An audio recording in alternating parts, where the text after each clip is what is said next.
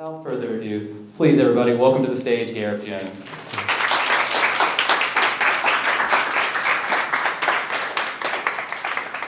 Well, I have to say, this really got my butt in gear to get that class ready.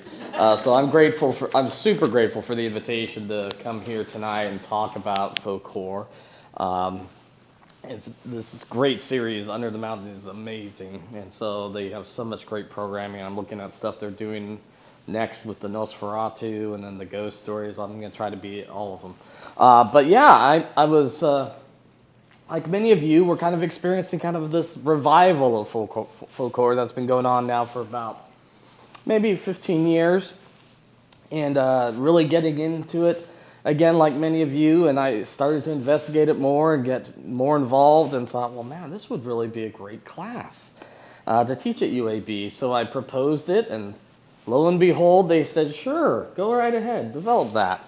So yeah, you're going to get a little preview of that. But yeah, I am a professor, so we have an agenda. All right. So this is kind of what we're going to go over tonight. And I think most of you are probably familiar with this television show, Over the Garden Wall. All of my slides are around Over the Garden Wall. I love it. I watch it every year with my twin daughters, and it's absolutely one of the best examples of folklore out there, I think. But yeah, we're going to talk first about, what is folklore? We're going to talk a little bit about the term, how it developed. Then I'm going to go into a little bit of genre theory. Not too much, don't worry, there won't be a test. We'll talk about the tropes, conventions, and stereotypes of folklore. Early signs, then we'll go into kind of a historical approach. The early signs, and then how it emerged in the late 60s, early 70s in Britain. And then we'll cross the sea over here to talk about American folklore, and then we'll just talk about it as a global phenomenon. And then really at the end, we'll kind of wrap it all up and talk about, well, why did it emerge? What were the reasons that it happened? And why is it happening again now? There's lots of good reasons for that. And I'm sure you're all going to contribute. So I don't want to say this is going to be a class, but it will be participatory. So feel free when I ask for participation to participate. So let's proceed. So what is folklore? Is it a genre? Is it like film noir? Is it, as my daughters would say, although they say don't say vibe anymore, you just say it's a folklore, instead of just saying it's a vibe. But is it a feeling? Is it emotion? Is it an atmosphere? Is it a style? Is it something else? Or is it a genre? Absolutely, it could be. Let's think about that. So here are a few definitions. I'm going to read these because I did make them too small. My apologies, folks in the back. And we're going to start at the top, and we're going to get more complex with our definition as we go. So Piers Haggard, director of Blood on Satan's Claw, one of the unholy trinity, said it's an aesthetic, it's a tone, it's not a plot. All right. Then Andy Pasiotic, if you've seen Woodlands Dark, he's in that quite a bit. I have his book over here. He said it's atmospheric. It leaves no universal defining mark of its exact form. Then Ben Meyer says, it's a conflict between past and present, physical and spiritual. Folklore represents a fear of being governed by outside forces while exploiting identity confusion.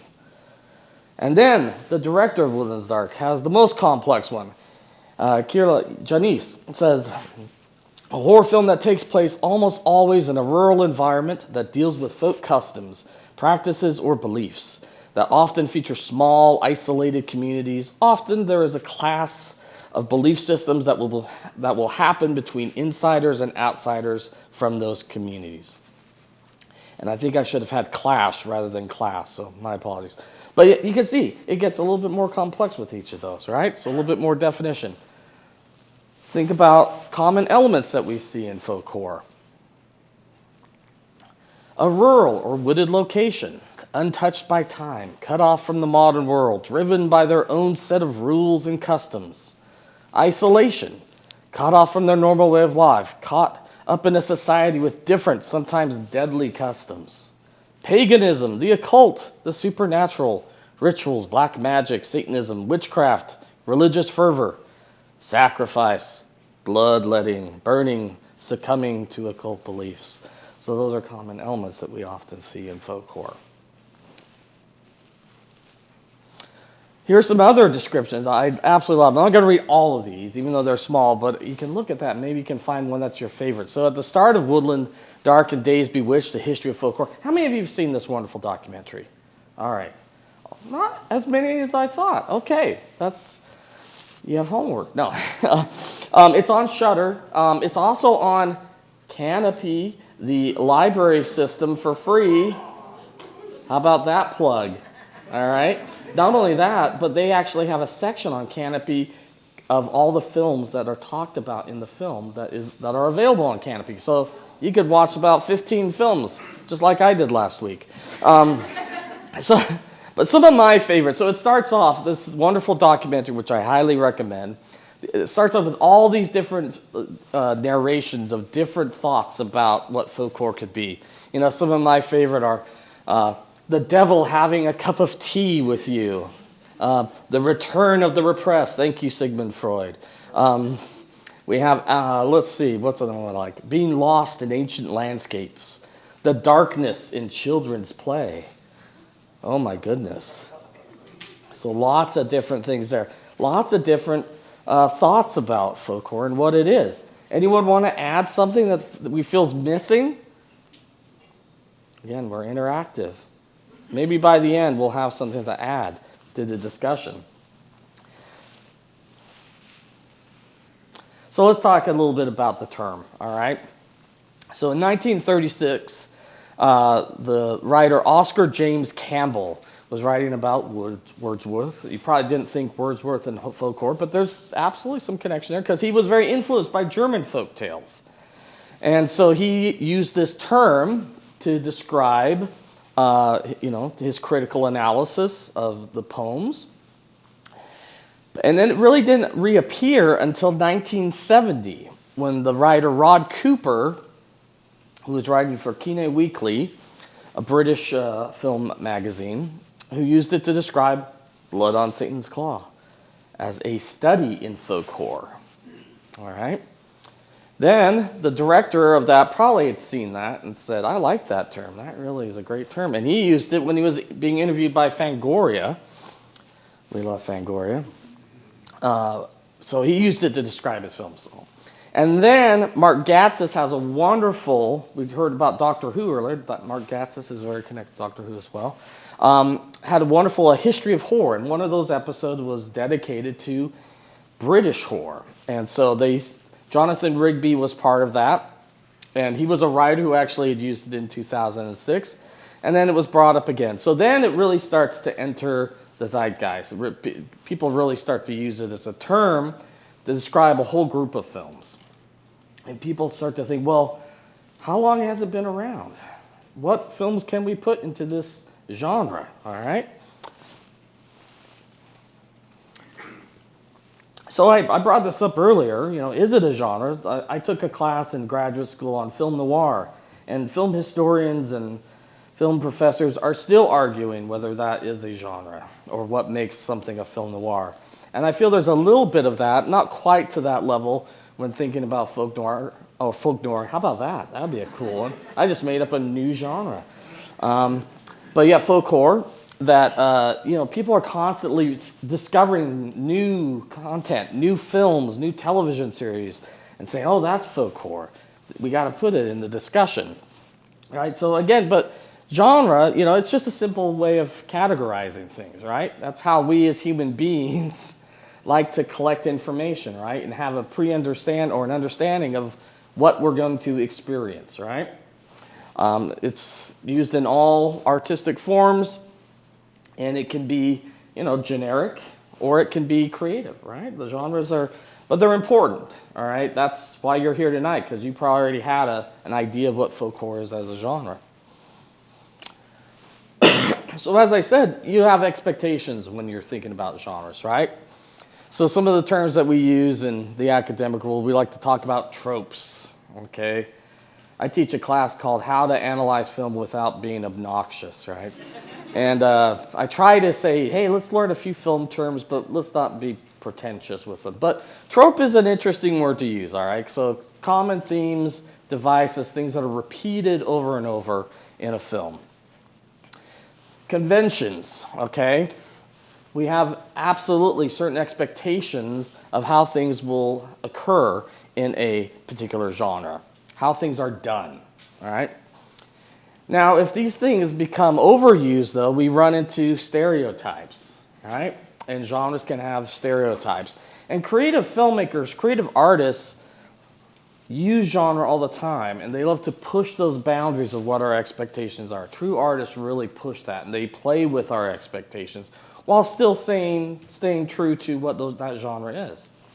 And that's where, again, you think about, what is the spirit of a genre? What is it that really attracts us? Why are we so excited when we hear folk horror? You know, certain things just pop in our head immediately. So, what are some common things, when I say folk horror, what pops into your head? I have a couple lists here that I'm going to reveal, but I'm curious how many of them we can reveal through our discussion. Yep, folk horror movies. What's a trope, a convention, or a stereotype? Something that's repeated over and over, that when I say that, those images pop in your head. You're like, oh, I know, that's got to be in it. Then it's folk horror. Human sacrifice. Human sacrifice. Absolutely. What else? Animal mask. Animal mask. Good. Burning stuff. Burning. Okay. Weird religious practices. Isolated communities. Flutes. I'm No. going to say the protagonist getting lost somewhere. Lost protagonist. I like that one. What else we got? Anything else? I like Reman and Satyrs, kind of in the British. Absolutely. Nature. Absolutely. Let's look at a few. So it's folk horror, so you know you're going to have some strange folk in it, right? Usually folk tales, very often connected to that. Demons. Anyone see the Polish film Demon? Yeah. Oh my goodness, about the diet. It's a fantastic film. Isolation, we heard that. Science no longer effective. All right, we're going to have a problem with science. We're going to see that tonight. All right. Dark shadows, not the show, but lighting, okay? Very often people in the dark, both literally and figuratively. Blood, someone's going to get hurt. Objects with power, talismans.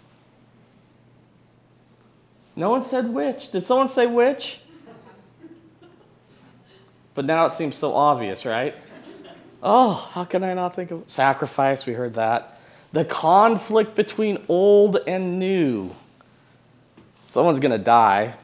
We heard nature. Animal mask, we'll say that kind of fits there. The supernatural. Unearthing something. Revelation. Again, both physical. Someone digging and then, oh, we dug something up we shouldn't have dug up. Or something digging something personally, internally in their own mind or their own history. And it better be scary, right? Or unnerving. Maybe it doesn't make us jump like horror films, right? But it is folk horror. So scary, being unnerving is an important part of that. So here's the genre theory. I'll do this quickly. No. But Christian Metz was a wonderful French theorist, and he said a genre goes through 4 stages, okay, for it to be a genre. So the first one is experimental. That's where the conventions aren't there yet, all right? The expectations aren't there. So in the very early days of cinema, during the silent era, genres were being established. I'm teaching a class right now called The Western and the Gangster. So we went to the very beginning of the very first Westerns, and we watched those, and they're like, okay, well, that's probably the first time someone shot a gun directly in the camera, all right? Or that's the first time we had, you know, a railroad chase. Now those are just expectations, right? But they weren't always that way, so they had to experiment at the start. But once those are established, we enter the classical stage. So in the Western, that's a film by John Ford called Stagecoach. It's seen as the classical, right? And maybe you can think about, well, what's the classical folk horror? Maybe it's one of the unholy trinity. All right. Parody. Okay. Again, once things become stereotype and cliche, then sometimes we move into the realm of parody. And then we move into deconstruction, where we deconstruct the genre into different pieces and put it back together and really push those boundaries. Okay? Another great theorist for genre theory is Steve Neal. He said genres are constantly a battle between instances of repetition and difference. Okay? This is kind of a business way of looking at it, right? Because in order for you to buy a ticket to go see a film, you have to have something that you're happy about. You want to go see it, something that's been repeated in a specific genre, right? But at the same time, you don't always want to see the exact same thing. You want something new. You want something different. So great filmmakers, again, know that kind of push me, pull me approach with genre, right? They conform, but they also subvert. Okay? So let's go into a little bit of history now. So we can look back to the silent era with genre theory, and we can see these early signs in early silent films like Hoxton, which, by the way, is playing at the end of this month at Sidewalk. The good folks at Sidewalk and my good friend DJ Sways is doing a live DJ score with that. Should be super cool. It's free on a Friday night. Go for it. We're going to watch the trailer for it. Another great film, The Passion of Joan of Arc. She was a witch, right?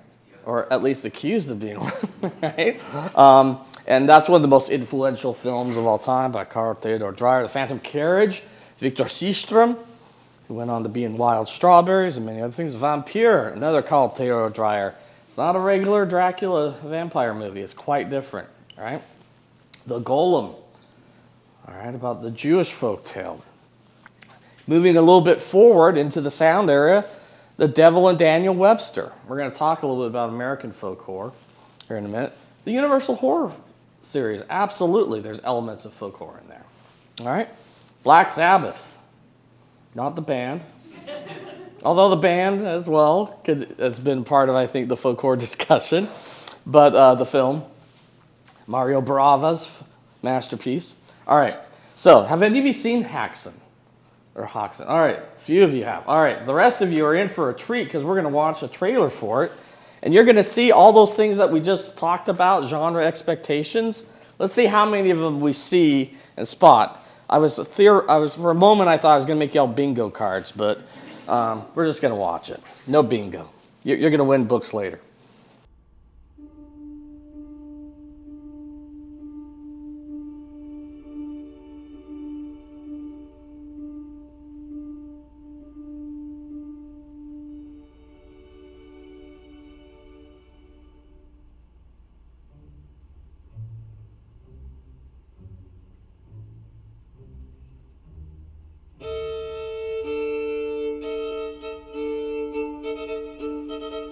Thank you.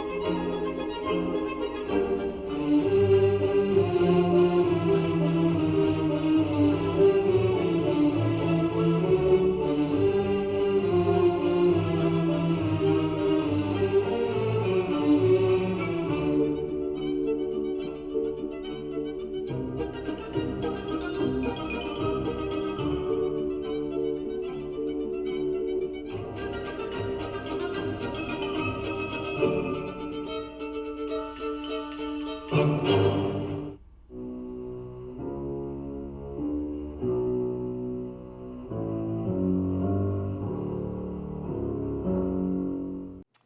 right.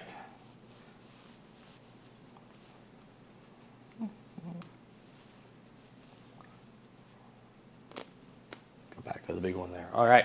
So, who knew there was devil butt kissing in the silent era? No one listed that, I don't think. Did anyone shout that one out? No? Okay. Anything that we saw in that, we're like, oh, wow, I see some folk horror. Anything? Sacrifice. Baby sacrifice. Oh, my goodness. No censorship in the early days of cinema. Holy mackerel. Witches. Demons, witches, Dancing in the dark. dancing in the dark, sometimes without clothes. Sky dancing, yeah. Anything else jump out at you? Nuns in trouble, yes. Lots of conflicts with religion, old and new. For the mythical creatures, absolutely. So there's a lot there. What's that? I said I'm pretty sure some traditional science wasn't. Yeah, no, I don't think there's a scientific method for devil butt kissing, but yeah, no, absolutely. So you can see Christensen had a lot going on in that film. It's kind of seen as like a documentary, the way it's shown, or the approach of it. It's kind of a handbook. But yeah, it's worth checking out. So you can go see it live, but it's on YouTube as well. So, but we're not going to watch it again, I swear. Oh, okay, and we're not going to watch this one yet, because first we're going to pause it. There we go. So, we're going to jump forward a little bit here to really the big emergence, all right? So this is where probably you're like, oh, yeah, this is folk horror, right? The Unholy Trinity. I've mentioned Blood on Satan's Claw, but before that we had Vincent Price and Witchfinder General. And then, as we saw in the very first cover slide, The Wicker Man. And these three films, along with incredible British television programming. If you want to go down a rabbit hole, British television and children's television, British television, a lot of it's on YouTube. I watched The Owl Service this weekend. Anyone seen The Owl Service? Has anyone read The Owl Service? Just Anthony. All right. I highly recommend both.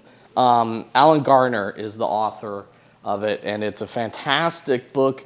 It is a bizarre television series, as many of these were. The Christmas Ghost Stories, Plays for Today, Against the Crowd, as we're going to see tonight. I'm even throwing in Doctor Who. There's one of my all-time favorite John Pertwee episodes called The Demons. Anyone see The Demons?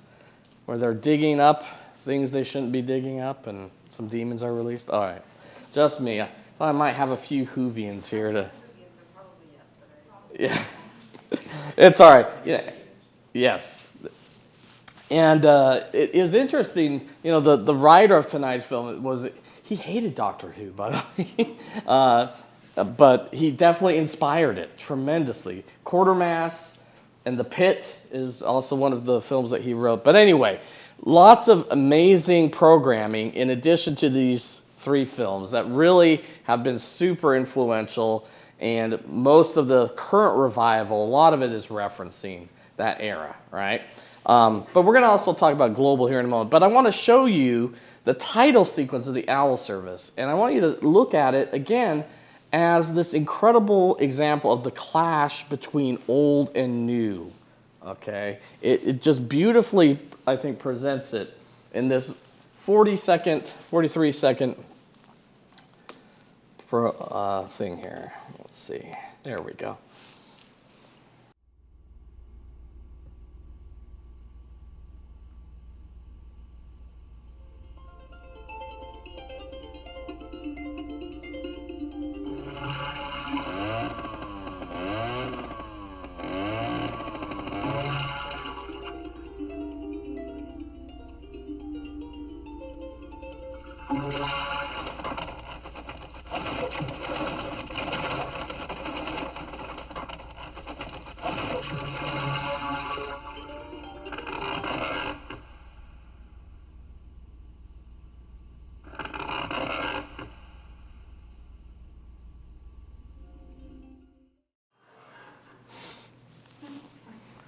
It just amazed me how it goes back and forth between this beautiful guitar work to it just beautifully captures what that show is about, what the novel's about. Again, this clash between old and new. It's set in Wales as well. You may know from my name, I'm half Welsh. I just loved seeing, the Welsh, we have a long history. In fact, the Mabinogion is a major part of this series, which is a great collection of Welsh folklore. So that was, again, the real emergence where people were suddenly like collectively looking at these films and saying, okay, there's something here. We can look at them together and double check it. So we'll cross the pond here because, of course, there's a lot of it happening over here too, right? The strong literary tradition here with writers such as Washington Irving, Nathaniel Hawthorne, Flannery O'Connor, Shirley Jackson, H.P. Lovecraft, M.R. James.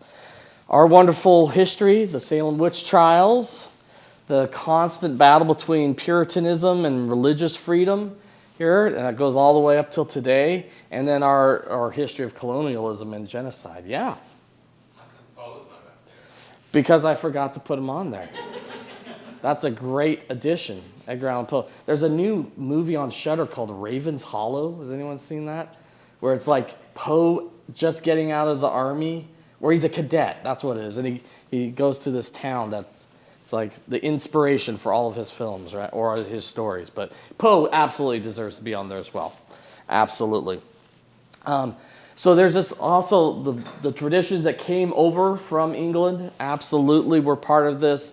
And then when we got here, of course, we did some horrible things, but that clash, okay? So we have a long tradition of that here as well. But it's been happening everywhere because every country has a set of folk tales, right? Over in Japan, the great ghost stories from the 60s and the 50s, Kwaiden Ugetsu, Onibata. I was talking with the wonderful Stephen about the yokai series, which is also on Shudder right now. Down in Australia, similar to our history, the clash with the Aborigines. There's a series of just startling films made there, such as Wake and Fright, The Dreaming, Celia, Allison's Birthday. And Russia has a great tradition of folk tales. And so you can see examples. I mentioned Demon earlier from Poland. Il Demonia from Italy is a fascinating film from 1961 that also feels like almost a documentary of this clash between the old Catholic tradition, or the Catholic traditions, and the old ways of Italy, the old pagan rites. Even Malaysia, there's a recent one called Ro, which was fascinating. Guatemala, Canada. So there, you can find examples of folklore everywhere at this point, right? And that's one of the fun things that, I'll teach this class here in the spring, but by the time I teach it again, there'll be a whole other set, I think, of things being discovered and saying, oh my goodness, yeah, we haven't looked at, oh wait, Iceland has 20 folklore films we got to look at, or, Africa and all the countries there. So there's such rich traditions in so many lands, and the films that are made there are such a great representation of that. So let's talk about why it emerged, though. Why do we think it had such an emergence in the 1970s? What was happening? In Britain, it was a time of real political upheaval. Absolutely, political upheaval. What else was happening? They were developing the New Age stuff at the same time too, like the Age of Aquarius stuff. Absolutely, absolutely. There was a return to nature. War, absolutely. We're after the Vietnam War. Absolutely. And any other things we can think of? I think it's also like industrialization and like the moving of suburbs, moving out of areas that were kind of previously very sparsely populated. Absolutely. Again, where you get that clash. Absolutely. So here's some additional ones that I thought of. So the women's rights movement in the 1960s and 70s, very significantly connected, especially to witch stories, okay, and the fear of women, the fear of female sexuality, all right, the sexual revolution, okay, the environment, not just where we're expanding into the suburbs. That's actually absolutely part of it, but we're also destroying the earth, you know? So again, there are repercussions for that, right? The old ways are going to come back and say, yeah, don't destroy the earth, we'll destroy you. The civil rights movement, okay? Lots of different civil rights movements that it's connected to. Changes in religion, okay? All of those things were happening in the 70s. And guess what? It's cyclical. They're happening now as well, all right? A lot of those same things, a lot of the anxieties, a lot of the existential fears. Now, you can find examples between the 70s and today, but there is definitely a resurgence right now. There's no doubt that, you know, part of it's like one is super successful and then people, oh, let's invest and let's make more. But it also is something in the zeitgeist. There is absolutely something in the air right now that filmmakers collectively are looking at how they're going to tell their stories, all right? And films are absolutely reflective of the times in which they're made, without a doubt. And the pandemic, absolutely. There's a fantastic recent film from, I think, probably the greatest current folk horror filmmaker, Ben Wheatley, who made a film called In the Earth, which he made during the pandemic. And absolutely, there's lots of things that are now coming to theaters or to Shudder or what have you that are connected to pandemic fear. Absolutely. And other things that are happening in, you know, you just have to read the news. And those anxieties, those things are happening. There's a lot of parallels to what was happening in the 1970s, all right? And also, you know, genres evolve. You know, I was talking about the Western earlier, and we don't go to Westerns the way people did in the 30s, 40s, and 50s, where you had hundreds of Westerns coming out. Westerns eventually became kind of prestige projects, right? So today, when a Western comes out, people are like, oh, wow, that's really special. Someone has something really to say about it, right? Same thing can happen with folk horror, right? That it's evolving. I can't think of I was trying to think of a parody version. I don't think that's happened yet. With horror, there definitely are plenty of parodies of horror, the parodies of Scream and such, but we haven't quite got to that point of evolution. Which one? Hot Fuzz. Hot Fuzz? Yes. Thank you. That's a very good one. Absolutely. Edgar Wright definitely made fun of folk horror, that, and the expectations, at least, what are the conventions of it. I'm going to add that to my class. Thank you. All right. All right. I want to make sure that we're mindful of the time so you can watch this amazing film. But I do have 5 minutes or so to answer questions, but I think this is also the time where you can use the facilities, refresh with more food, but I'm happy to answer any questions you might have too.